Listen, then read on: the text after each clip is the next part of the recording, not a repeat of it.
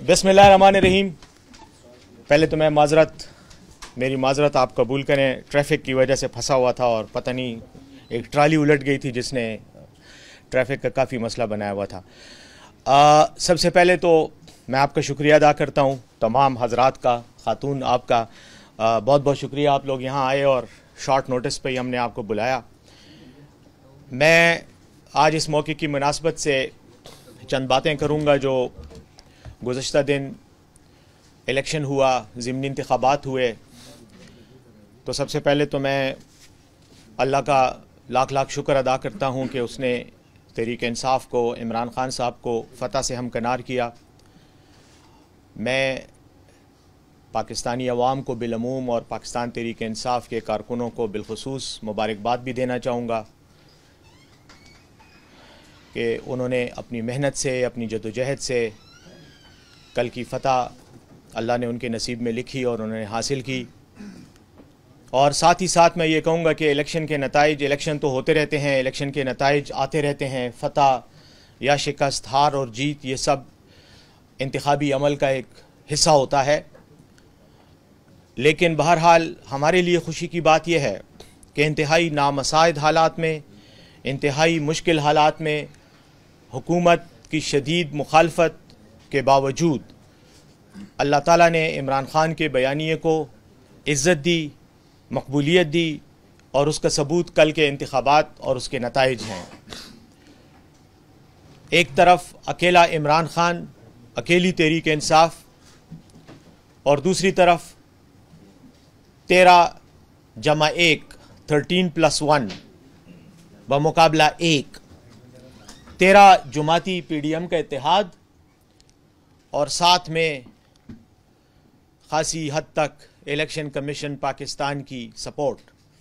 तो ये 14 लोग, 14 ताकतें हमारे ख़िलाफ़ थीं, लेकिन अल्लाह के फजल व करम से सबको पाश पाश कर दिया गया।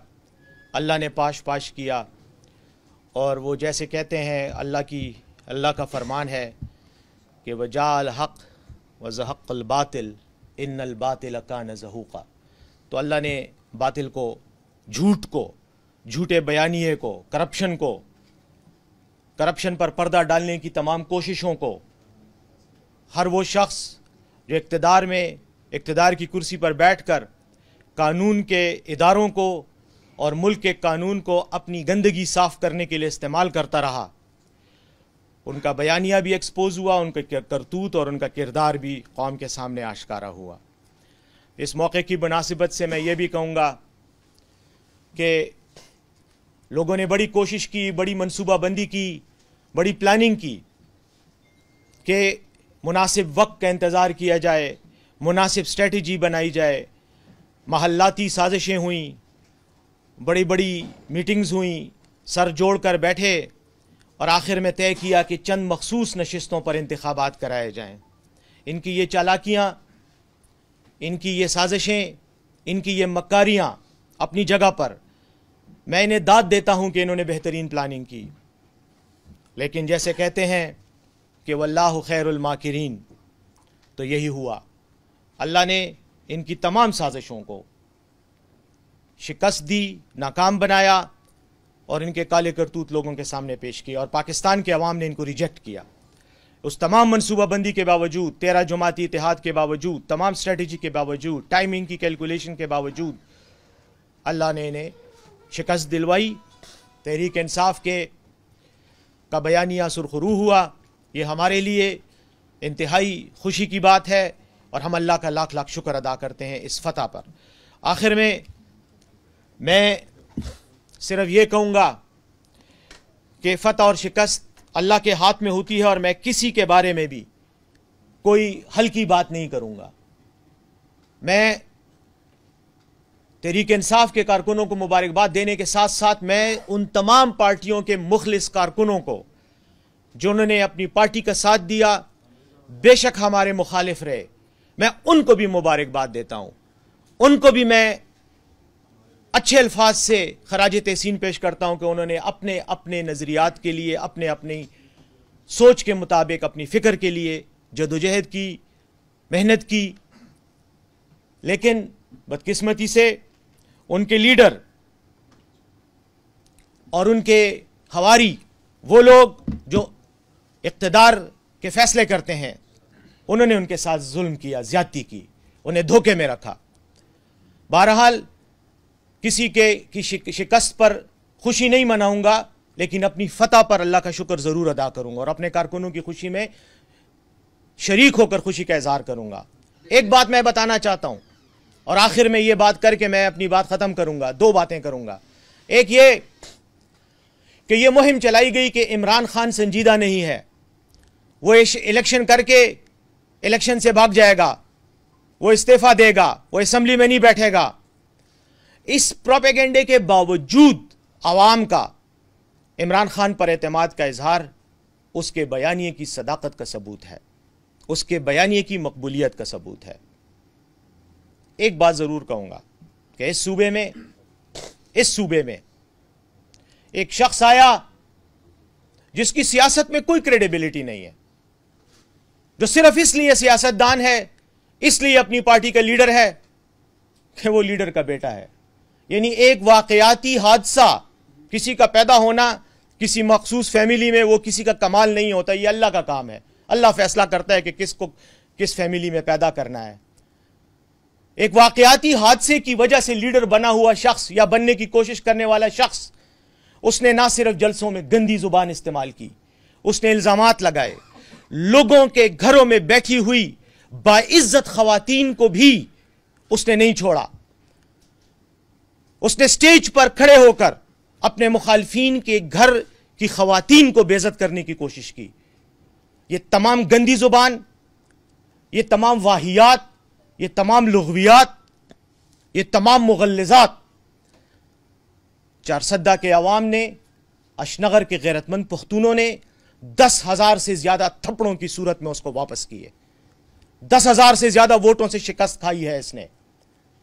یہ 10,000 ووٹ نہیں ہیں، یہ 10,000 تمانچے ہیں، تھپڑ ہیں جو اس کے منہ پر اشنغر کے پختونوں نے لگائے ہیں کہ جب تم پختون روایات کا نام لے کر ان کی پامالی کرو گے تو ہم تمہیں ایسا جواب دیں گے۔ ہم نے سٹیج پر اس کو گالیاں نہیں دی، ہم نے اس کی گالیوں کے جواب میں صبر کیا، برداشت کیا، اور اللہ نے ہمارا بدلہ اس سے لے لیا۔ آج میں اس کو کہتا ہوں، اگر واقعی پشتون ہو تو پھر اپنے ان الفاظ کو یاد کرو جس میں تم نے کہا تھا کہ عمران خان تو یہاں آئے گا ہی نہیں، وہ تو یہاں جلسہ ہی نہیں کر سکتا۔ وہ آیا، اس نے 2 جلسے کیے، اس میدان میں کیے جس کو تم اپنی ملکیت سمجھتے ہو، اس علاقے میں کیے جس کو تم اپنی جاگیر سمجھتے ہو۔ وہاں اس نے جلسے بھی کیے، تمہیں للکارا بھی۔ پاکستان تحریک انصاف کے کارکنوں نے تمہیں چیلنج کیا، اور اللہ نے تمہیں وہ عبرتناک شکست تحریک انصاف کے ہاتھوں دلوائی کہ اگر تم میں ذرا سی بھی پشتون ولی کا، پشتون ہونے کا کوئی معمولی سا بھی شائبہ تم میں ہے تو آج نہ صرف اپنی پارٹی کی صدارت سے استعفیٰ دو، بلکہ آئندہ کان پکڑ کر توبہ کرو کہ آج کے بعد سیاست کا نام نہیں لوگے، کیونکہ تم نے اپنے ووٹروں کو، اپنے کارکنوں کو، اپنی پارٹی کو بھی بدنام کیا۔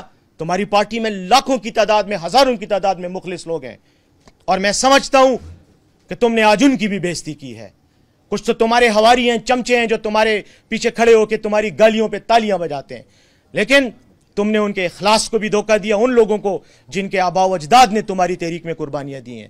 آج ان کی قربانیوں کا تقاضا ہے کہ استعفیٰ دو اور پارٹی کی قیادت کسی ایسے شخص کے حوالے کرو جس نے واقعی قربانیاں دی ہوں، جس نے جیلیں کاٹی ہوں، جس نے اپنی جائیداد تحریک کے لیے خرچ کی ہو، جس کے آباء و اجداد نے قربانیاں دی ہوں۔ بابڑا کے شہداء میں، بابڑا میں مرنے والے بہت سے ہیں، ان کی اولاد میں سے کسی مخلص کارکن کو لاؤ اور اقتدار اپنی پارٹی کی جو صدارت ہے وہ اس کے حوالے کرو، اور چپ ہو جاؤ آج کے بعد، کیونکہ تمہیں ریجیکٹ کر دیا گیا ہے۔